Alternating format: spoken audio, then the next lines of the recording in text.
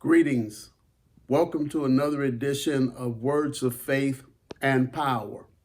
We're considering Psalms 34, verses 15 through 17. In this psalm, David urges the reader to depart from evil and to do good.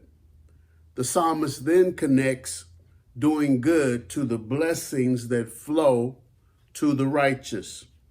In this text, the righteous are those who do good and those who intentionally focus on pleasing God.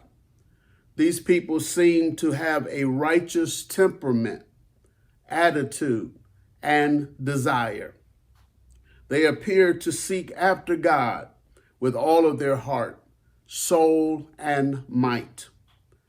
The righteous are special to God and beneficiaries of his favor.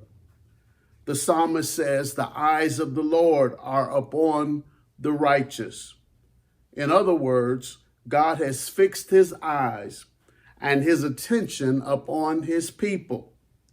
He notices our circumstances and our issues from day to day. God's people are never abandoned or forsaken. God is present and available at all times. The eyes of the Lord are upon the righteous emphasizes God's awareness, consistent care, protection, and provision. God wants to be an integral part of our lives and involved with us in every way. He therefore observes and knows all there is to know about his people. He also cares enough to seek us out. He is looking and working things out for your good at the same time.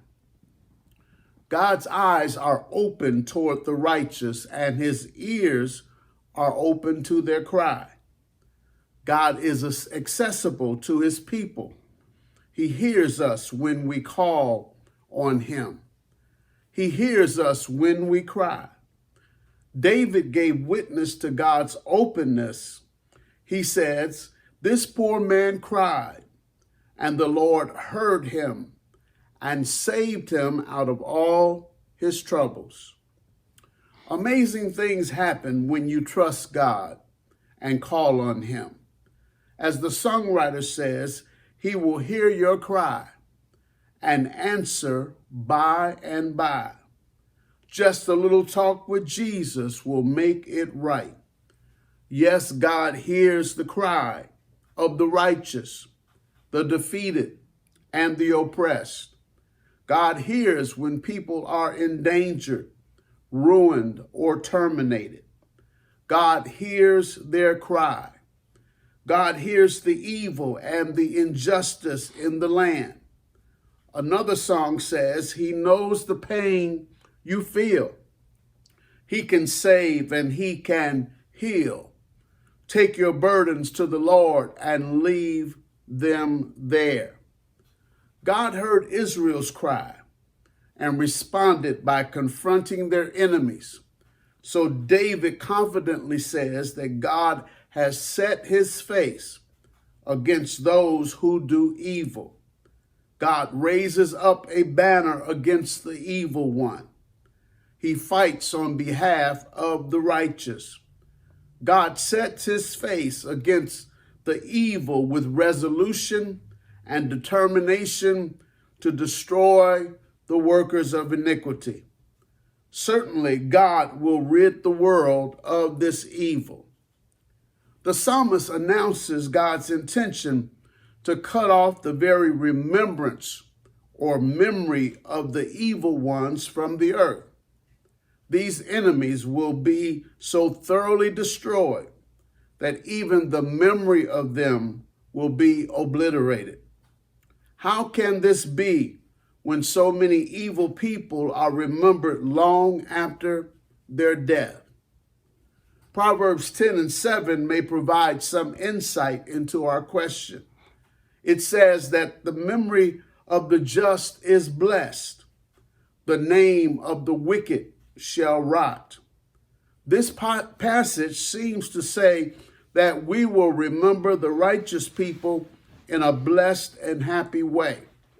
On the other hand, our memory of the wicked shall deteriorate over time.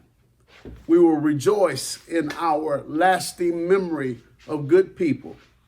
The memory of the bad people will diminish and rot. David concludes this section with the statement, "The righteous cry, and the Lord hears and delivers them out of all their troubles." This is a beautiful summation of what the Lord does for his people. They cry, and the Lord hears and rescues them. The three sequential verses let us know that God sees, hears, and delivers the righteous. God responds to our situation in many different ways. Sometimes God's response and deliverance is obvious to everyone. Sometimes God's response and deliverance is covered or veiled by an evil and unfortunate outcome. Paul rejoiced in the Lord's deliverances when he says that God is faithful, who will with the temptation also make a way of escape. In the same vein, Joseph told his brothers, "You meant it for evil, but God overturned it for good." God is the ultimate victor over evil. We may well understand later what we don't understand now about life's tragedies. One thing is clear: God sees, he hears, and delivers. God bless.